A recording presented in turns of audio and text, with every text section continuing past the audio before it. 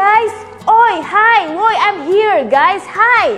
Sambil nyari attention banget. Nah itu beda, karena kita mau menyampaikan sesuatu dengan yang penting, sesuatu penting yang kita butuh banget perhatian penuh dari mereka. Makanya bahasanya bukan ya guys lagi, tapi ya ayuhal guys. Nah, lucu ya, unik ya.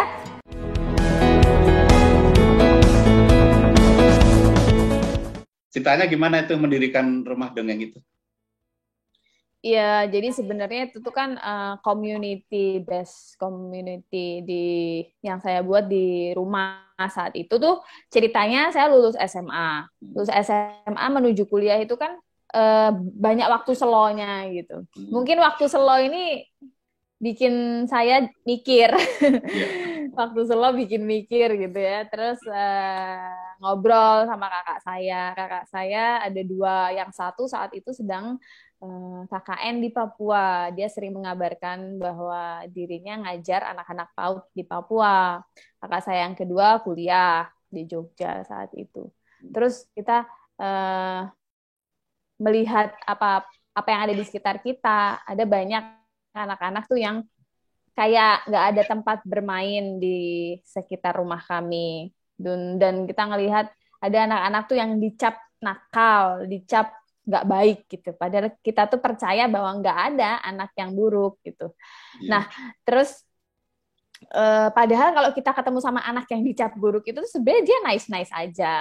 Uh, Terus akhirnya saya sama kakak, yaudah yuk kita buka rumah aja setiap hari Jumat sama Minggu, kita keluarin buku-buku yang kita punya, ada komputer juga, kita undang anak-anak itu untuk didongengin setiap Jumat sama Minggu, diajakin baca buku, diajakin main, bareng ada tempatnya gitu. Jadi sederhana itu awalnya, ngajak teman-teman di kampung juga, remaja di kampung untuk bantuin. Jadi itu awalnya tahun 2010 kita buka teras rumah kita, rumah dongeng mentari. Jadi ada anak-anaknya 10-15 anak datang setiap Jumat sama Minggu. Karena bisanya saat itu ngedongeng. Kalau kita Iya. bisanya ilmuwan, mungkin kita bikin rumah sains mentari gitu. Ya itulah Saat itu yang disesuaikan dengan bisa. ini ya, apa yang kita miliki ya, kemampuan yang ada gitu. Dan ini luar biasa itu satu bakat. Ada nggak yang apa namanya yang udah meniru apa yang dilakukan Mbak Rona itu dari beberapa orang atau mungkin puluhan ratusan orang yang sudah diberikan pengertian gitu. Ya, kalau di Rumah Dongeng Mentari sendiri itu kan kegiatan untuk di lingkungan itu kan berlangsung beberapa tahun aja, karena setelahnya kan kami keluar Jogja semua untuk kerja dan kuliah. Hmm. Eh, yang pasti anak-anak itu sekarang sudah pada kuliah. Proses beberapa tahun di awal Rumah Dongeng Mentari itu kami melihat ada perubahan kepercayaan diri lah. Ada anak yang awalnya nggak berani ngomong sama sekali, jadi lebih berani untuk ngomong. Kalau untuk soal mereka, sebenarnya mereka punya, karena diajarin juga ya mendongeng, mereka semua punya kemampuan untuk storytelling. Dan kita kita ajarin juga untuk itu. Kalau untuk pilihan hidupnya kita serahkan sama mereka, sama keluarganya. Karena pada akhirnya skill storytelling itu diperlukan untuk semua profesi sih. Gitu. Jadi ini ya Mbak Rona ya, apa namanya, dari mendongeng itu menumbuhkan kepercayaan diri yang luar biasa ya.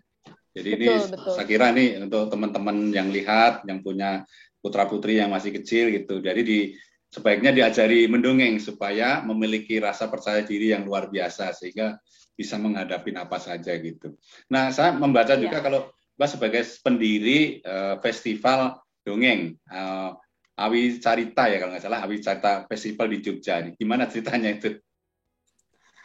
Iya, jadi tuh Rumah Dongeng Mentari kan kemudian eventnya lebih meluas karena kami nggak cuma di Jogja saat itu, kita bikin channel juga Dongeng.tv di YouTube. Terus kita pengen bikin, terus kita melakukan sesuatu, melebarkan sayap dengan join di Instagram @Rumah Dongeng Mentari. Terus pada tahun 2016, kita 2016 tuh pengen bikin event untuk menarik minat masyarakat agar semakin luas awareness masyarakat atas pentingnya budaya storytelling ini. Nah, kita idenya adalah bikin festival offline ya saat itu tentunya. Akhirnya kita buat Awi Carita Festival. Jadi ada 2 event besar sebenarnya yang dipunya Rumah Dongeng Mentari.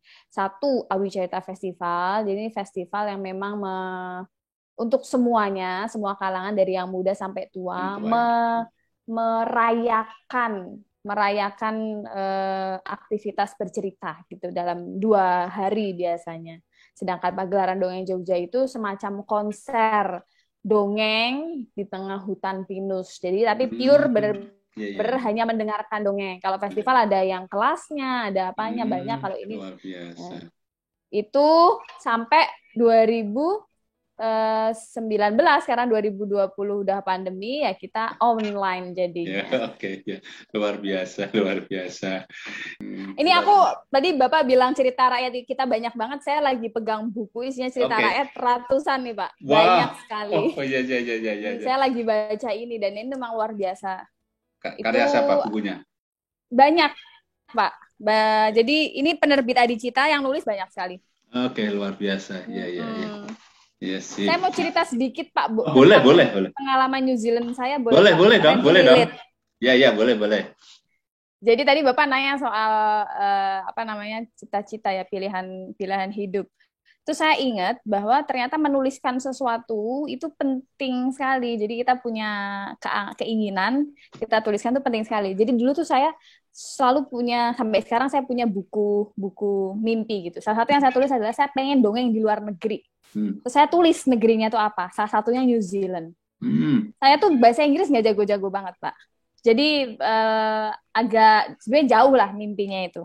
Nah, lalu tiba-tiba di kampus saya ada program pertukaran pelajar ke New Zealand. Nah, saya ikut. Iya. Makanya kita ketemu kan? Iya, saya ikut. Habis itu ternyata saya lolos. Terus saya ke Wellington. Disitulah saya ketemu sama Pak Budi dan teman-teman Indonesia di Wellington. Nah, di sana saya ketemu sama seorang perempuan namanya Moira.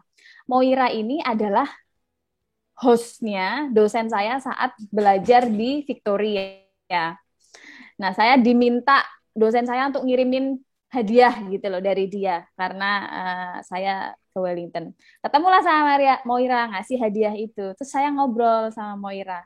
Nah, dilalah Moira ini punya banyak teman yang komunitas storyteller di New Zealand, di Wellington. Nah, saya diajak sama Moira, oh ya udah kamu ini aja ikut saya beberapa hari setelah itu kan ada storytellers circle di storytellers cafe gitu. Habis itu saya kaget kan, oh ya boleh deh saya coba. Awalnya saya nggak berani Pak, saya belum pernah dongeng dalam bahasa Inggris sama sekali belum pernah. Terus dia encourage saya, nggak apa-apa. Itu kan yang dilakukan sama storyteller, kamu menceritakan sesuatu. Kalau nggak kamu belajar dulu deh gitu. Nah, akhirnya ya udah saya mau coba dulu. Coba esok harinya saya di-invite dinner sama dia, saya latihan di rumah dia. Dia oke nih, udah oke kan. Habis itu datanglah saya ke acaranya itu, dan acara itu tuh cuman sekali Pak dalam sebulan atau 2 bulan. Saya ke Wellington cuman 2 minggu, jadi pas gitu loh, acaranya pas. Nah, habis itu saya ke sana sama Moira, saya disuruh mendongeng, ternyata udah di set up sama Moira, ada temennya namanya Rona mau dongeng juga gitu. Saya dongeng untuk pertama kalinya. Terus ya udah, padahal saya yakin bahasa saya tuh, saya putar lagi videonya tuh, aduh bahasa Inggris saya berantakan. Tapi setelah saya storytelling, mereka standing ovation, Pak. Saya kaget, senang sekali. Saya standing ovation, terus mereka mendekati saya, mereka peluk saya, ngobrol sama saya. Dan Moira senang sekali. Dia senang sekali. Nah, itu awal dari progress storytelling internasional saya. Jadi habis itu saya dimasukin di grupnya mereka, grup storytellers di Wellington, Facebook. Disitulah saya ikut storytelling di Sydney. Saya akhirnya belajar di International School of Storytelling itu karena dari situ awalnya ya. Betul, atas rekomendasi dari salah satu storyteller New Zealand yang saya temuin saat itu. Jadi benar-benar koneksinya tuh luar biasa. Sampai sekarang saya masih berteman sama Moira dan sama Judith, namanya Judith Jones itu, sama Judy Force Evans kalau nggak salah namanya, itu yang membimbing saya lah sampai kemudian saya masuk ke International School of Storytelling. Untuk ke depan harapannya untuk anak-anak muda ya, kan untuk ini kan salah satu menjadi juru dongeng itu kan memang tidak mudah, harus punya bakat, harus punya keberanian. Harapan Mbak Rona Mentari kepada anak-anak muda gimana tentang juru dongeng ini? Ya, jadi kalau saya kan menjadi juru dongeng itu suatu pilihan yang unik dan tidak sering dipilih sama orang. Jadi kalau saya bisa pesan sama teman-teman muda, jangan takut untuk memilih menjadi apa. Asalkan tidak melanggar hukum, tidak melanggar norma, dan tidak melanggar syariah, itu aja. Jadi bebas asal itu hal-hal baik gitu. Ya, jadi betul. Dan tanggung jawab akan hal itu. Bagaimana caranya tanggung jawab? Ya serius belajar di situ, biar orang tua tuh yakin ya, emang anak saya mau pilih itu, dia punya tanggung jawab, dia bisa menghasilkan sesuatu. Mungkin kan banyak yang orang tua belum setuju karena tidak melihat keseriusan kepada anaknya gitu, atau belum, sebenarnya kan orang tua tuh care ya, jadi dia pengen yang terbaik sama kepada anaknya. Jadi buktikanlah dengan komit dan belajar maksimal, karena akan balik ke kamu nanti semangat untuk belajar dan berkomitmen itu. Luar biasa. Terima kasih Mbak Rona ya, sudah sharing dan berbagi ilmu ya. Mudah-mudahan ini ada banyak yang nonton, yang punya putra-putri, dan mereka mulai mengenalkan dongeng, karena Indonesia itu kaya banget lah dengan dongeng-dongeng itu seperti Betul. Itu ya. Ya mudah-mudahan sekali lagi terima kasih atas waktunya, terima kasih atas kesempatannya, terima kasih atas semuanya lah sharingnya, dan insya Allah sangat bermanfaat untuk kita semua. Salam dari Wellington, insya Allah akan sangat bermanfaat untuk kita semua. Assalamualaikum warahmatullahi wabarakatuh Mbak Rona. Waalaikumsalam warahmatullahi wabarakatuh. Itu full attention banget, sebab mau ada pesan penting yang akan disampaikan. Ya ayuhan namal. Hai para semut-semut. Nah ini kalau bahasa semut mungkin bilang, hai para semut-semut, woi, listen to me, dengerin semuanya, hai semut-semut, buruan semuanya, ayo masuk, ada tentara Sulaiman mau lewat, semuanya masuk, awas nanti keinjek, tentaranya Nabi Sulaiman, awas keinjek. Waduh, kebayang dong gimana mereka mengalami suasana itu, karena di saat ini juga Nabi Sulaiman ngedengar, lalu beliau tersenyum. Emang lucu sih ya.